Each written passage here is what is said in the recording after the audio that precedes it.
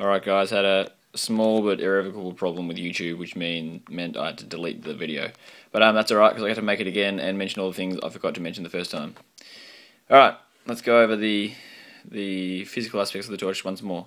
The differences I noted, and I'll note this time that this is only from looking at pictures on the internet, so I could be horrendously wrong about all this. I look forward to seeing other people's reviews come out in the coming weeks. So, 11 ribs running across this way, as opposed to 12 on the Mark I of the H600 Mark II ZebraLight head torch, which this is.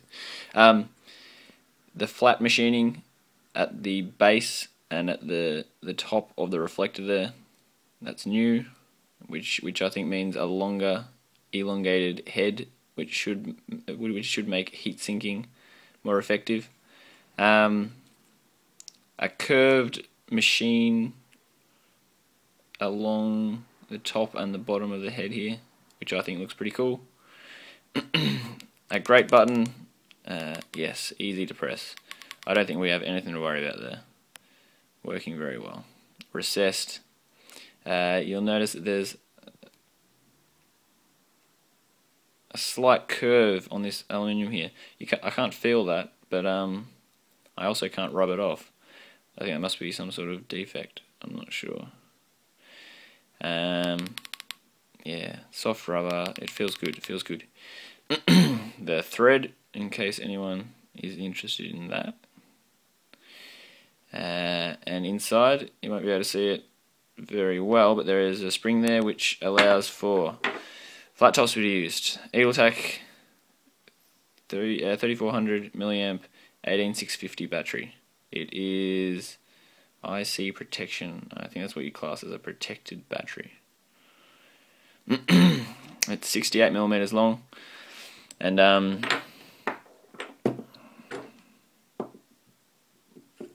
sure a 69mm battery will work. ZebraLight claims 69mm, and I reckon that's on the money. I don't know about 70, but I think it probably would. I reckon there's 2mm give.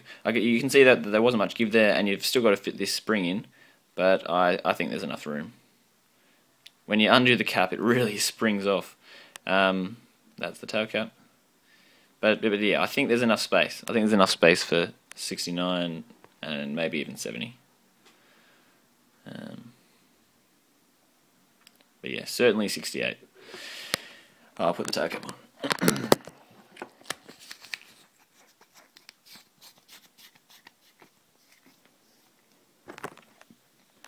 Alright, I'm getting better at the user interface, which I love. 0.6 seconds will get you to low. That's L2 that I currently have programmed to 0.01 lumens. You can program the level 2 of each of low, medium and high. You can't program the number 1. So number 1 for low will always be that level there. Pressing and holding cycles between the levels from low to high. This is medium. That was medium 2, and this is medium 1.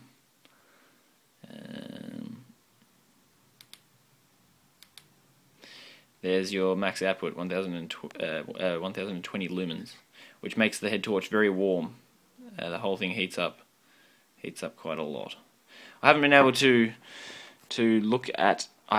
observe the PID, as they call it, the slow, gradual stepping down of the output, so that you get the most lumens for the temperature level that you possibly can. So yeah, I haven't been able to notice it, which I suppose is a good thing. I'm sure it's working, and it's much better than having the torch step down sort of 200 lumens or a couple hundred lumens at one time. So, I mean, the torch gets hot very quickly, so I'm sure it's already putting out less than 1020 lumens. But yeah, I haven't got much to say on that, apart from if it is working properly, it's brilliant. It's been implemented well, and I can't even see the difference. Just a quick note: the beam doesn't look like that. I'm not doing any sort of beam shots or anything like that because I don't have a good enough camera. This is just an iPhone, and in real life, the beam does not look like that. Already a very warm torch. There is the 150 lumens. Well done, everyone. I've worked out how to use the battery indicator and the strobe a bit better. 3 clicks will get you to the strobe. Very dazzling strobe. 4, 1, 2. How many flashes was that? 3 flashes, I think. 75% battery. If it was 3 flashes, that's 75% battery I've got left. I'll show you the packaging this time. H600 Mark II Classic. I hear this is pretty typical ZebraLight packaging, very plain. It came with the instructions, owner's manual, and hen the light is on. The instructions made in China, designed and made in China. Thank goodness the torch was only made there, because the torch is brilliant.